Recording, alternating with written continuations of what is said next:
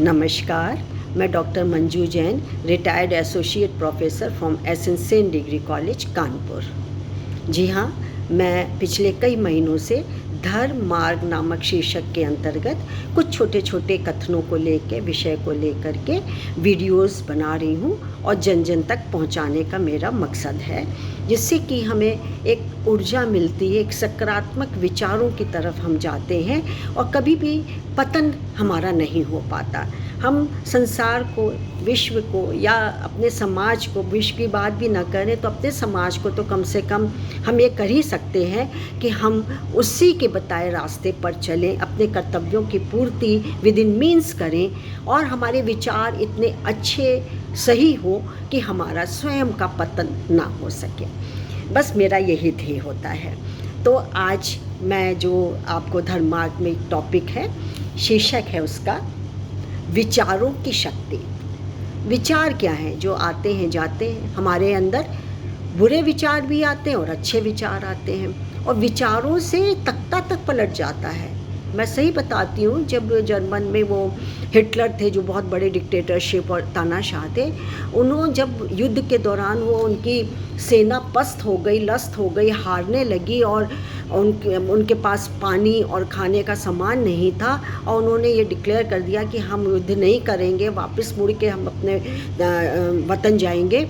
तो उसी समय उन्होंने आधी रात को इतना ओजपूर्ण भाषण दिया कि सबके विचार परिवर्तित हो गए और वो खड़े हो गए। और खड़े होने का मतलब कि डट करके उन्होंने दुश्मनों का सामना किया और जंग भी जीत ली। यानी विचार परिवर्तन हो गए उनके। अब देखिए, तुलसीदास हैं या वाल्मीकि हैं, उनके भी तो विचार पलटे। वो कहाँ एक डाकू थे और कहाँ एक संत होके उन्होंने रामायण रच डाली। कहाँ उन्होंने ये तुलसीदास जी थे, बहुत ही ज़्यादा रसीले थे। एक पत्नी के कारण, वाक्य के कारण, कथन के कारण उनकी जीवन शैली बदल गई और कितना बड़ा काव्य हमको दे गए हैं, जिसको हम नतमस्तक करते हैं, आज भी हम पूजनीय मानते हैं। तो विचारों से बहुत परिवर्तन होते, लेकिन शुद्ध और अच्छे विचारों से। तो चलिए शुरू करती हूँ। विचारों की शक्ति। मनुष्य का जन्म, शारीरिक विकास, संतति प्रजनन, वृद्धावस्था, मृत्यु आदि क्रियाएं पशुओं के समान ही होती हैं। जी हाँ, हमको पशुओं से कौन अलग करता है? बाकी दौड़ भाग, सोना, यौन संबंध करना, ये करना, ये सब पशु और हम में लगभग समान होते हैं। उनका भी शिशुवस्था होती है, हमारी भी शिशुवस्था होती है। उनका भी बाल्यावस्था, हमारा भी बाल्यावस्था। उनका भी युवावस्था, हमारा भी युवावस्था। उनका भी वृद्धावस्था, हमारी भी अवस्था होती है। यानी बहुत सारी चीज़ मिलती हैं। लेकिन विचार, संस्कृति जो ट्रांसमिट होती है एक जनरेशन से दूसरे जनरेशन, हमारी थिंकिंग, हमारा ब्रेन, ये हमको पशु जगत से दूर करता है। चाहे वो जलचर हो, चाहे थलचर हो, चाहे नभचर हो, ये तीनों के जो प्राणी, पशु, पक्षी जो भी होते हों, वो सब हमारी विचारधाराओं से एक दूसरे से या मानव प्राणी से अलग होते हैं। जलचर, थलचर और नभचर लाखों प्रकार के जीव जंतुओं की अपनी अपनी ऐसी अद्भुत विशेषताएं हैं कि उनसे मनुष्य किसी प्रकार भी मुकाबला नहीं कर सकता। शरीर की विशालता, शक्ति, फुर्ती, चुस्ती, विभिन्न ज्ञानेंद्रियों की क्षमताएं, चलने भागने की गति, बिना भोजन के रहने की क्षमता, अथक परिश्रम की शक्ति आदि में मनुष्य पशुओं से भी आगे निकल गया है। किंतु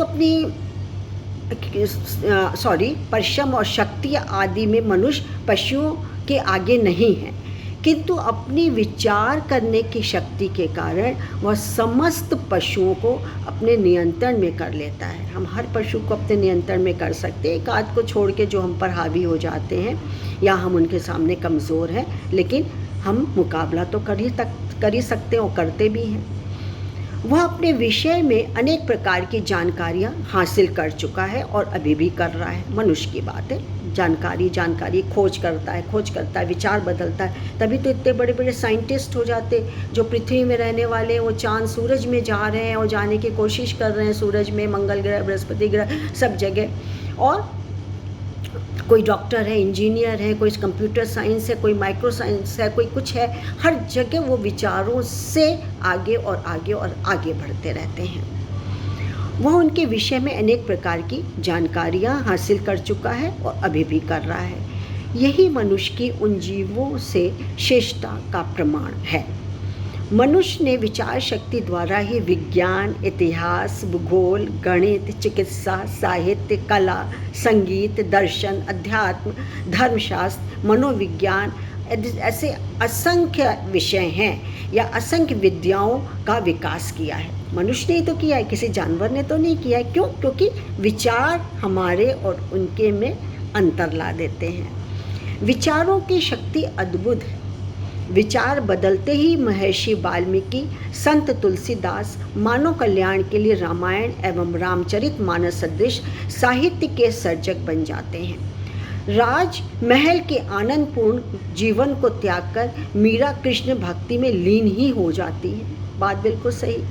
अरविंद घोष जैसे क्रांतिकारी आश्रम बनाकर अध्यात्म की ऊंचाइयां छू लेते हैं और दूसरी ओर अपनी बहन देवकी से अत्यंत स्नेह करने वाला कंस विचार बदलते ही हत्या करने के लिए उद्यत हो जाता है। ऐसे भी लोग हैं। विचार बदलते ही दृष्टि भी बदल जाती है, रिश्ते बदल जाते हैं। गीता का संपूर्ण उपदेश अर्जुन के विचारों के परिवर्तन के लिए ही दिया गया था।